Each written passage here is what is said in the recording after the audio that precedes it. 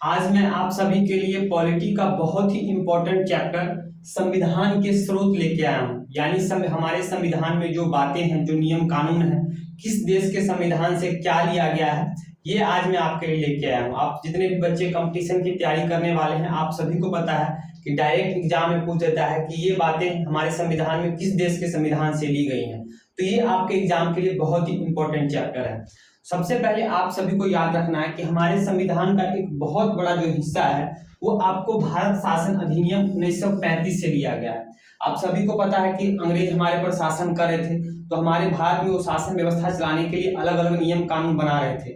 तो 1935 में अंग्रेजों ने भारत में शासन व्यवस्था चलाने के लिए अपना एक भारत शासन अधिनियम 1935 लाया था। तो जब हमारा संविधान बन रहा था तो हमारे संविधान का एक बहुत बड़ा हिस्सा अंग्रेजों के भारत शासन अधिनियम 1935 से कॉपी कर लिया गया। तो एग्जाम में डायरेक्ट क्वेश्चन पूछता है कि हमारे संविधान का एक बहुत बड़ा हिस्सा कहां से लिया गया है। तो आपको याद रखना होगा भारत शासन अधिनियम 1935 से लिया गया। ठीक है, अब हम लोग देखते हैं विदेशी स्रोत, यानी किन किन देशों के संविधान से क्या क्या लिया गया है।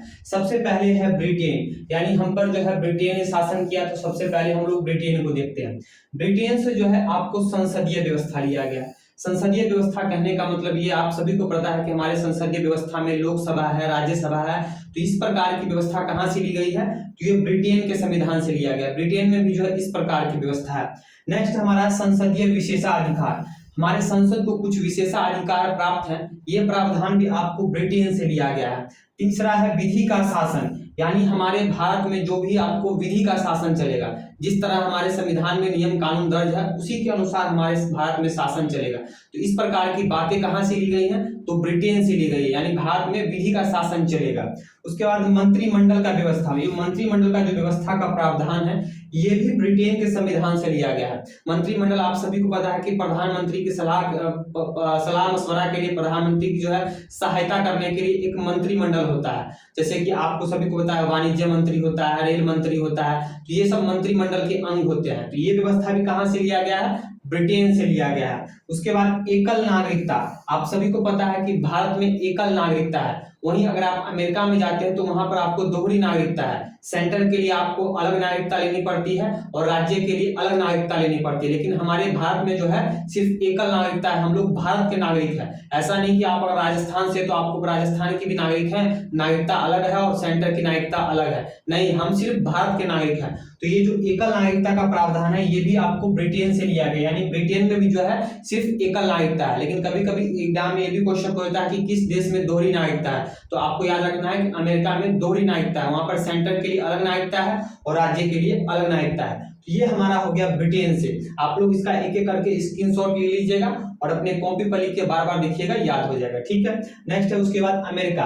अमेरिका से हमने क्या लिया है? अमेरिका से संविधान की सर्वोच्चता, यानी हमारा संविधान सर्वोच्च है। उसके जितने भी पद हैं, जो भी धर्म ग्रंथ है, सब संविधान के अंदर है। संविधान से ऊपर कुछ नहीं है। ये जो संविधान की जो सर्वोच्चता वाली बात है ये कहां से ली गई है? तो अमेरिका के संविधान से ली गई है। ठीक है, उसके बाद मौलिक अधिकार यानी फंडामेंटल राइट। हमारे संविधान में भाग 3 में जो आपको फंडामेंटल का चर्चा है, जो हमको मौलिक अधिकार मिले हुए हैं 12 से 35 के बीच में, तो ये कहां से लिया गया है मौलिक अधिकार? ये मौलिक अधिकार भी आपको अमेरिका के संविधान से लिया गया है। राष्ट्रपति पर महाभियोग, आप सभी को पता है कि अनुच्छेद 61 के तहत राष्ट्रपति पर महाभियोग लगाया जाता है। यानी महाभियोग कहने का मतलब हो गया राष्ट्रपति को उनके पद से जो हटाया जाता है तो उसको महाभियोग कहा जाता है। तो ये महाभियोग की प्रक्रिया भी कहां से ली गई है? तो अमेरिका से ली गई है। साथ ही साथ आपको सुप्रीम कोर्ट के जो भी न्यायाधीश होते हैं या फिर हाई कोर्ट के जो भी न्यायाधीश होते हैं उनको भी जब उनके पद से हटाया था तो उसको भी महाभियोग कहते हैं। तो उसकी प्रक्रिया भी जो है आपको अमेरिका के संविधान से लिया गया है।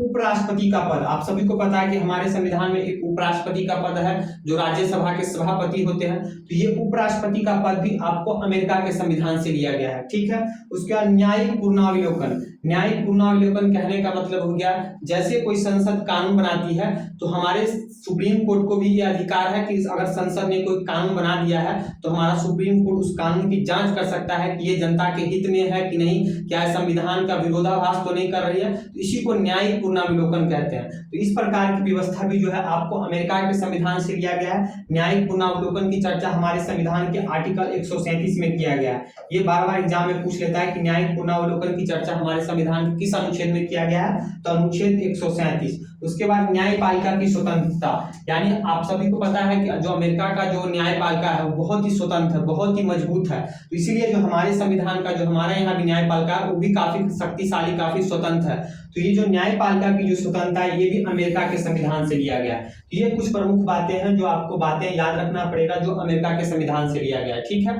आप इसका स्क्रीनशॉट ले सकते हैं। नेक्स्ट है कनाडा।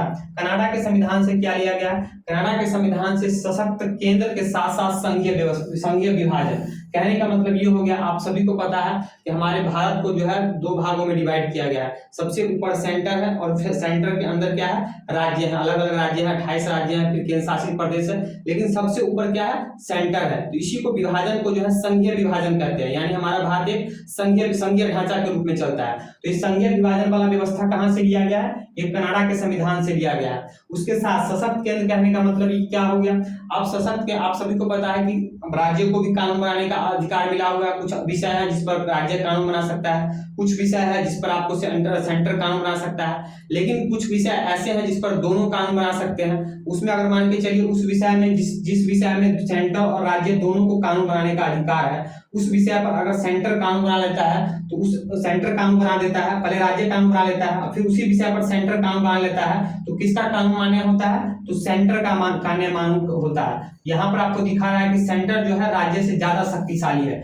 वही यहाँ पर किया गया है, सशक्त केंद्र के साथ संघीय विभाजन। इस प्रकार की व्यवस्था आपको कनाडा में भी है, यानी वहां पर जो है सेंटर ज्यादा मजबूत है, जो स्टेट है उससे ज्यादा मजबूत कौन, ज्यादा शक्तिशाली कौन है? सेंटर है। तो इस प्रकार की जो व्यवस्था है वो कहां से लिया गया है? तो ये कनाडा के संविधान से लिया गया है। उसके बाद अवशिष्ट विषय पर केंद्र के जो अवशिष्ट विषय है वो केंद्र के पास है। अवशिष्ट विषय कहने का मतलब ये हो गया, मैंने आप सभी को जब आपको अनुसूचियां पढ़ाई थी तो मैंने बताया था कि अनुसूची 7 में जो है हमारे संविधान में 3 विषय को रखा गया है, संघ सूची, राज्य सूची और समवर्ती सूची। संघ सूची, राज्य सूची और समवर्ती सूची। संघ सूची में आपको कानून बनाने का अधिकार सेंटर को है, राज्य सूची में जो कानून बनाने का अधिकार राज्य को है, और समवर्ती सूची में कानून बनाने का अधिकार सेंटर और राज्य दोनों को है।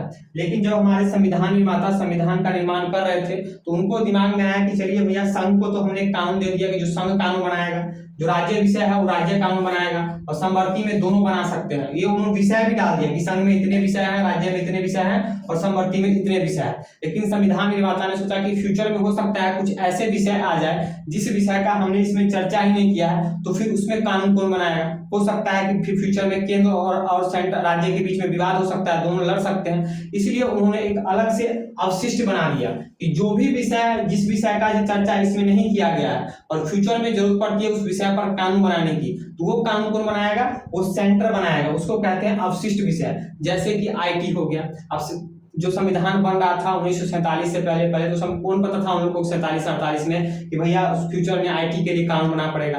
आजकल सोशल मीडिया का जमाना है, उस समय उनको क्या पता था कि फ्यूचर में फेसबुक, व्हाट्सएप ये सब आ जाएगा, उसके लिए कानून बनाना पड़ेगा। तो इस प्रकार के जितने भी अवशिष्ट विषय हैं जिसका चर्चा इन तीनों विषय में नहीं किया गया उसको अवशिष्ट विषय में रखा गया है, और अवशिष्ट विषय पर कानून बनाने का अधिकार किसको है? तो आपको सेंटर को है। बात समझ गए? ये कहां से लिया गया है? तो ये कनाडा के संविधान से लिया गया है। उसके बाद राज्यपाल का पद, आप सभी को पता है कि हर एक राज्य में अलग अलग राज्यपाल होते हैं, तो ये राज्यपाल का पद भी कहां से लिया गया है?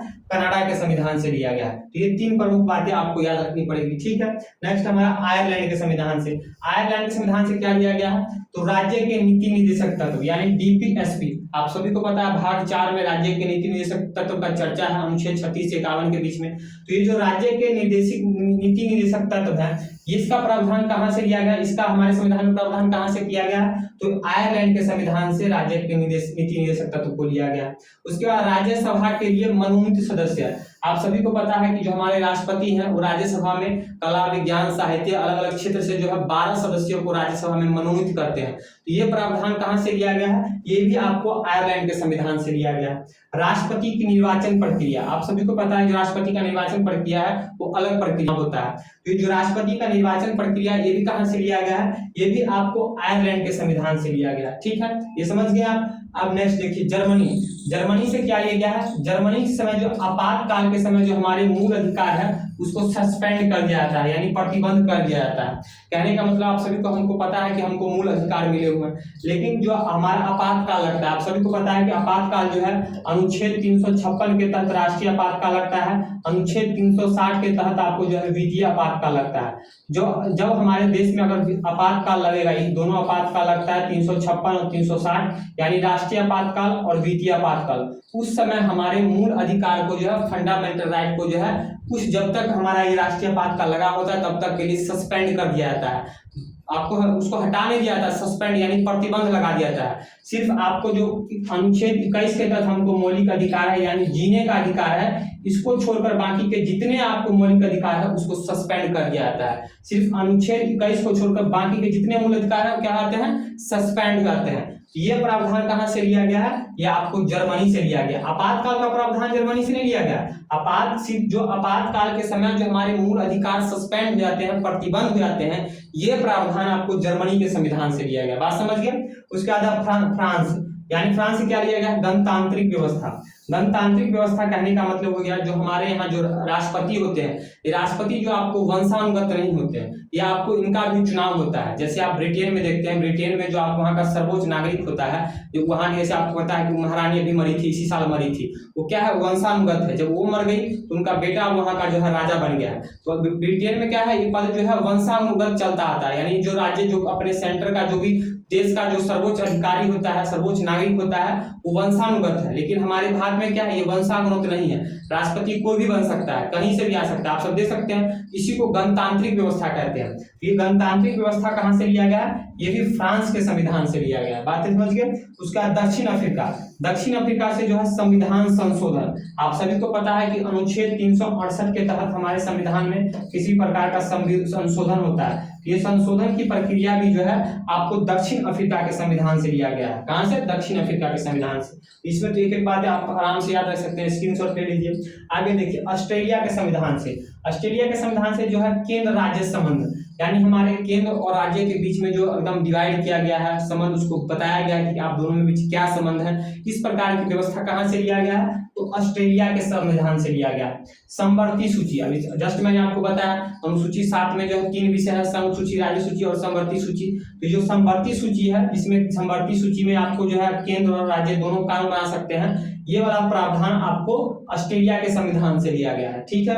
उसके बाद संयुक्त अधिवेशन, संयुक्त अधिवेशन का जो प्रावधान आपको ऑस्ट्रेलिया के संविधान से लिया गया है। संयुक्त अधिवेशन कहने का मतलब हो गया कि मान के चलिए कोई विधेयक है जिसको लोकसभा पारित कर देता है, परंतु राज्यसभा उसको जो है पारित नहीं करता है, लेकिन वो विधेयक क्या है, हमारे देश के लिए जरूरी है। या हो सकता है कि कोई ऐसा विधेयक है जो देश के लिए जरूरी है, राज्यसभा पारित कर देता है लेकिन लोकसभा पारित नहीं करता है, तो राष्ट्रपति क्या करते हैं, अनुच्छेद 108 के तहत, अनुच्छेद 108 के तहत लोकसभा और राज्यसभा दोनों को एक जगह बैठाते हैं। यानी लोकसभा के जो सदस्य हैं और राज्यसभा के जितने सदस्य हैं सबको एक जगह बैठाते हैं और तब उस विधेयक पर चर्चा कराते हैं कि अब आप लोग चर्चा कीजिए, आप लोगों का कहाँ जो है विरोधाभास हो रहा है। तो इसी को संयुक्त अधिवेशन कहते हैं। तो संयुक्त अधिवेशन की प्रक्रिया भी कहां से ली गई है, ऑस्ट्रेलिया के संविधान से लिया गया। तो यहाँ पर 3 बातें आपको याद रखना है ऑस्ट्रेलिया के संविधान से, क्या क्या, केंद्र राज्य संबंध, संयुक्त समवर्ती सूची और संयुक्त अधिवेशन, समझ गए। उसके बाद जापान के से, जापान से आपको विधि द्वारा स्थापित प्रक्रिया, विधि द्वारा स्थापित प्रक्रिया का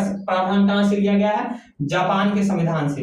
विधि द्वारा स्थापित प्रक्रिया, हमारे संविधान में जितने भी नियम कानून है, ऐसे नहीं है कि सिर्फ वो ऐसे सोचा ऐसे डाल दिया, उसको एक डिबेट किया गया। हमारे जितने भी संविधान निर्माता से उन्होंने डिबेट किया, डिबेट करने के बाद हमारे संविधान की जो भी प्रक्रिया है उसको नियम कानून बना के तब हमारे संविधान में उसका जो है स्थान दिया गया। तो इसी को कहते हैं विधि द्वारा स्थापित प्रक्रिया। तो इस प्रकार की जो आपको इस प्रकार का प्रक्रिया है, ये प्रक्रिया कहां से लिया गया, तो आपको जापान के संविधान से लिया गया। इसी को कहते हैं विधि द्वारा स्थापित प्रक्रिया, समझ गए। नेक्स्ट क्या है, मौलिक कर्तव्य। मौलिक कर्तव्य है आपको इस सोवियत संघ रूस के संविधान से लिया गया। कहां, पहले तो ये आपको सोवियत संघ रूस था 1999 से टूटने से पहले तक, ये आपको जो है सोवियत संघ रूस से लिया गया था। इसमें एक बात आपको याद रखना पड़ेगा कि जब हमारा संविधान बना था तो हमारे संविधान में मौलिक कर्तव्य का कोई प्रावधान नहीं था, लेकिन जब इंदिरा गांधी की सरकार थी, जब इमरजेंसी लगी थी, तो उसी समय 42वां संविधान संशोधन हुआ था। 42वां संविधान संशोधन 1976 में हुआ था, 1976 में हुआ था।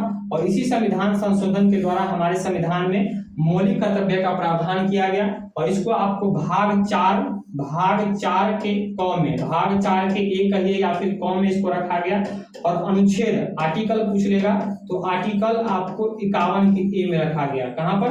आर्टिकल 51 के ए में रखा गया। तो हमारे मूल संविधान में आपको मौलिक कर्तव्य का प्रावधान नहीं था, लेकिन 42वां संविधान संशोधन 1976 में इसको हमारे संविधान में मौलिक कर्तव्य को लागू किया गया और इसको भाग 4 ए में रखा गया और आर्टिकल 51 ए में रखा गया। और उस समय हमारे संविधान में केवल 10 मौलिक कर्तव्य को जोड़ा गया था। कितने? 10 मौलिक कर्तव्य को। लेकिन 2002 ईस्वी में 86वां संविधान संशोधन करके हमारे संविधान में 11वां मूल कर्तव्य को जोड़ा गया। 11वां मूल कर्तव्य को जोड़ा गया। तो पहले केवल 10 था जो 42वां संविधान संशोधन 1976 में जोड़ा गया, लेकिन 2002 में 86वां संविधान संशोधन करके एक और मौलिक कर्तव्य को जोड़ा गया और वर्तमान में हमारे संविधान में कुल 11 मौलिक कर्तव्य है। ठीक है, तो ये समझ लिए। तो ये अब अगर आप लोग अच्छे से समझ लेते हैं, समझना क्या है इसको आप लोग स्क्रीनशॉट एक एक करके स्क्रीनशॉट ले लीजिए और स्क्रीनशॉट लेने के बाद इसको आप अपने कॉपी में अच्छे से लिखिए। एक साइड आप क्या कीजिए, अपने कॉपी में एक चार्ट बना लीजिए। एक साइड जो है देश लीजिए, जैसे कि पहले ब्रिटेन लिख लीजिए, फिर अमेरिका लिख लीजिए, फिर कनाडा लिख लीजिए, फिर फ्रांस लिख लीजिए, जर्मनी लिख लीजिए, आयरलैंड लिख लीजिए। ऐसे कर करके आप एक साइड जो है देश का नाम लिख लीजिए और एक साइड जो है किस देश के संविधान से क्या लिया गया है उसको लिखिए। और उसको स्क्रीनशॉट आप लोग ले लीजिएगा, इसको एक एक करके जो है स्क्रीनशॉट ले लीजिएगा, उसको लिखिए और उसको बार बार देखिए, 5-6 बार देखिए और उसको बार बार अपने कॉपी पर जो है या फिर बोर्ड पर लेकर लिखते रहिए, याद हो जाएगा। और जब भी आप किसी एग्जाम में बैठते हैं, जहाँ ऑनलाइन एग्जाम आपका ऑब्जेक्टिव वाला एग्जाम देते हैं, तो विश्वास कीजिए आपका ये क्वेश्चन सब नहीं छूटने वाला है। ठीक है, तो अगर आपको क्लास समझ में आया हो तो क्लास को ज्यादा से ज्यादा, वीडियो को ज्यादा से ज्यादा जो है बच्चों के साथ शेयर कीजिएगा ताकि वो भी इसका फायदा उठा सके। और मेरा वीडियो अच्छा लगा हो तो चैनल को सब्सक्राइब कर लीजिएगा और बेल आइकन क्लिक कर लीजिएगा। आज के इतना ही, मिलते हैं नेक्स्ट वीडियो नए टॉपिक के साथ। तब तक के लिए जय हिंद।